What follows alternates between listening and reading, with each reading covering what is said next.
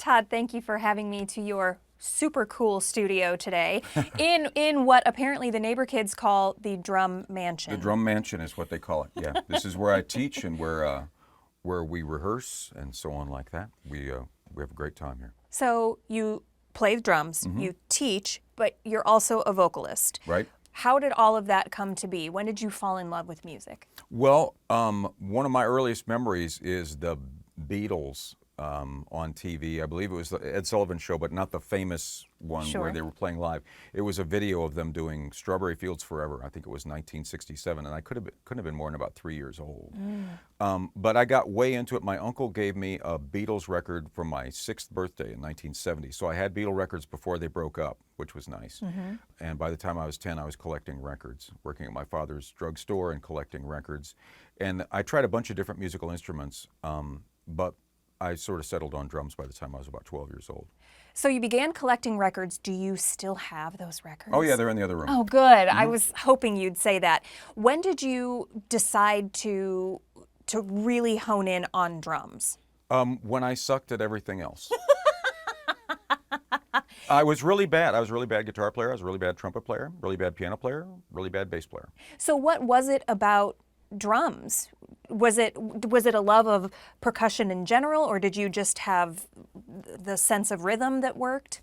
Well, I remember my mother worked at the high school, the Churubusco High School where I went, and she talked the band director into, because we only lived a few blocks away, she talked the band director into loaning her the drum set for the summer so we could check it out. And I remember very distinctly putting on the Isley Brothers record and playing along and thinking, hey, I got this. This is cool. Yeah. And from there, there were several other records that I started playing along with. Because before that, I was just playing on the couch. I don't remember getting drumsticks, but this was the hi-hat and this was the snare drum, and and she thought, well, you need to get a drum set then, which my father wasn't into, but she was very I was going to supportive. say, what a brave mother, because most moms are like Oh, she was- anything but drums. Yeah. And and I was really bad for a long time, and I didn't really have a teacher, which I think that's really helped me with being a teacher. Is I know what I was lacking at the time, and I know the bad habits that I developed, and I know the things that I should have done instead of what I did do, which was play along with a lot of records and not really learn how to break things down and work on the more minute points of playing. So when did you start doing that? When I was 18, there was a place here in town called the Percussion Center, and they would have people come through and do drum clinics, and I figured out that they would also, if you paid them, they would do a private lesson with you. And so I started, studying with anybody, and then from there I realized that you could talk to these people, especially like the jazz guys, because they were kind of broke too. But I would walk up and talk to them and impress upon them that I knew who they were and information about them, and usually that sort of opened things up, and I was able to get them to go wherever, and give me a drum lesson. And then I started studying with the various people, and I studied with a lot of people. And anybody that I was really, really interested in, I would try to get a hold of them. And I kind of still do that. Wow. Now, at what point on the journey did you realize you could sing? I was in a soul band, a horn band, in 1983, and we were out on tour, and we would do like 3 or 4 nights or more than that in clubs, which you did at the time. In the 80s, you could still do 3 or 4 or 5 nights in the same place. And the lead singer quit in the middle of the tour, and because I was such a geek, I knew all the words to all the songs. So they just said, okay, well, here you go, Todd. You can go home or you can sing all these songs. And so all of a sudden, I was singing Earth, Wind & Fire and really bad versions of Michael Jackson. And I sort of grew up in public in that way. And then because of that, later on, I started writing songs and sort of pursuing, I was going to be a jazz drummer. And I sort of realized that, maybe I was better suited to something else. I was better suited to playing the drums and singing, which is far more unique, I think. So when did you decide to start your own band? 1991. I knew a guy named Jim Reisky who had his own studio in Kendallville. And he said, we should come out and record some of these songs, because I was telling him about my songs. He's a great bass player, a great guitar player. And so we came out, and he and I played everything.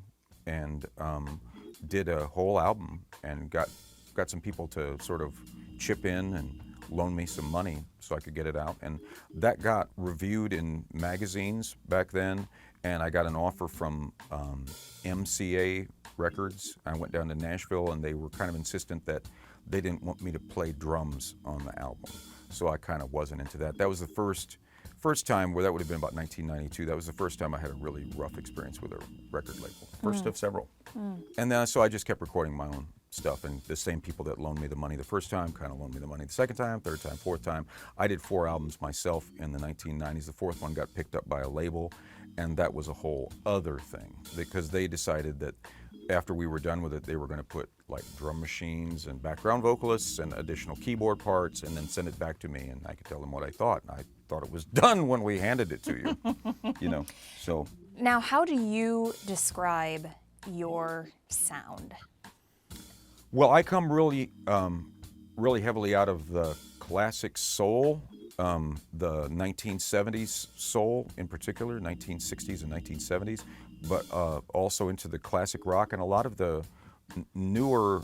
I like a lot of the newer soul music too, but that's sort of tangential, not the mainstream soul. Right. I tend to like things that have musical instruments on them and not just like electronica kind of things.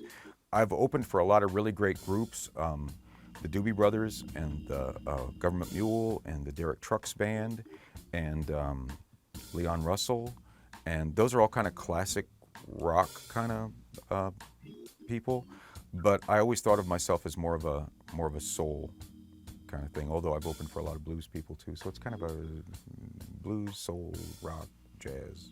Does that continue to evolve? Of course. Do your taste change? Oh, yeah. I'm a big, I work all the time. I have a radio show, and so I'm always looking for new stuff for the radio show, and I practice every day as much as possible. And my students are always turning me on to new things, and the people around me, or the people that I play with in the band, are always turning me on to new things. And have you ever seen, watched a movie, and then years later you watched it again, and it was like a completely different movie? Yes. Not because the movie had changed, but because you had. Of course. And music is a lot the same way, where I can hear things in the rhythm section of an old Marvin Gaye record that I absolutely did not hear when I was 17 years old. Now I hear the insides of it a little bit more, and how that E flat works so well with that chord, especially with the way that the drums and the bass moved underneath it. Now, you mentioned your radio show. You've been doing that for 23 years. 23 years. Burnt Toast on public radio. Right, We yeah. love WBOI. Yeah, me too.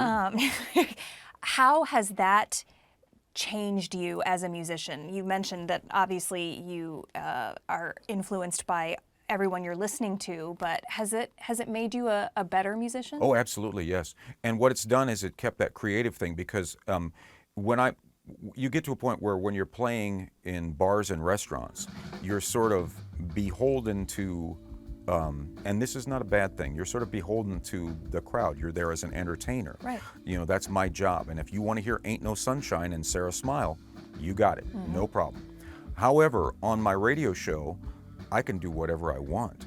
There's never been any problem with, they really like the content, they really like the creativity. I can mix in whatever I want. I can mix in spoken word stuff, old beat poetry stuff, gurus and stuff like that, put that in and I can, I can play Jay Dilla, and then I can play Miles Davis, and then I can play the Doobie Brothers, and then I can play whatever, you know what I mean? I can play whatever I want, and so I do.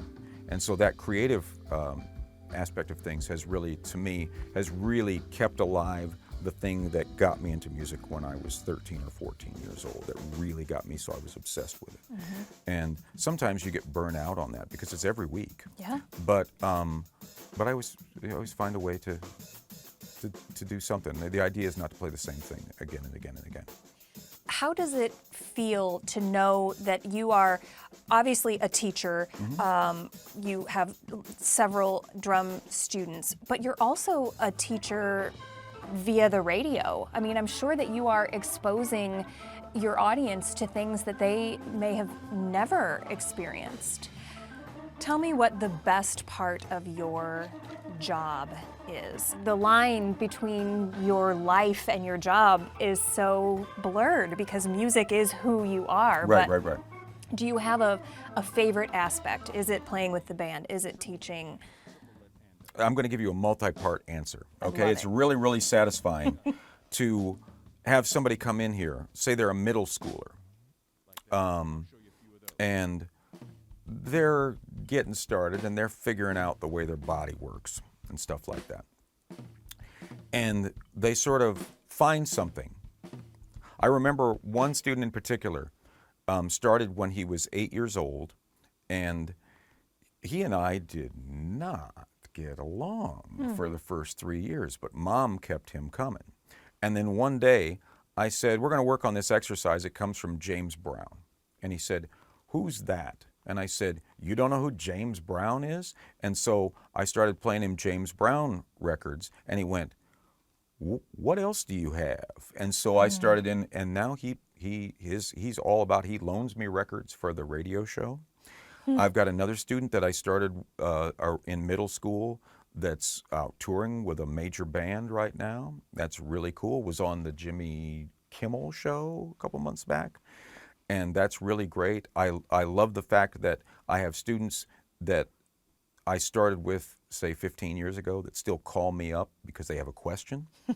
I think that's great. But I will say that the thing that I really like the most is when you're into a show and I'm with the guys that I'm playing with, and the audience is into it, and there's just sort of a zone that happens where you feel like you're just riding a wave. And that's the most amazing feeling in the world. It's better than anything. And there's a great drummer named Vinnie Colaiuta who says that thought is the enemy of flow. And so you're getting out of your own head and you're just sort of going, okay, I'm just responding to everything that's going on. And ideally, that's kind of where you want to be as a musician. A lot of times you can crash and burn that way too, but if you're on a good night, that's really where it's at.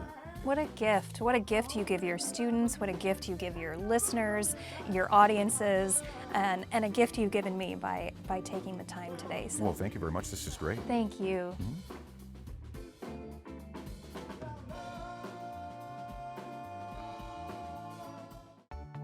Arts in Focus on PBS Fort Wayne is funded in part by the Our Foundation and the Community Foundation of Greater Fort Wayne.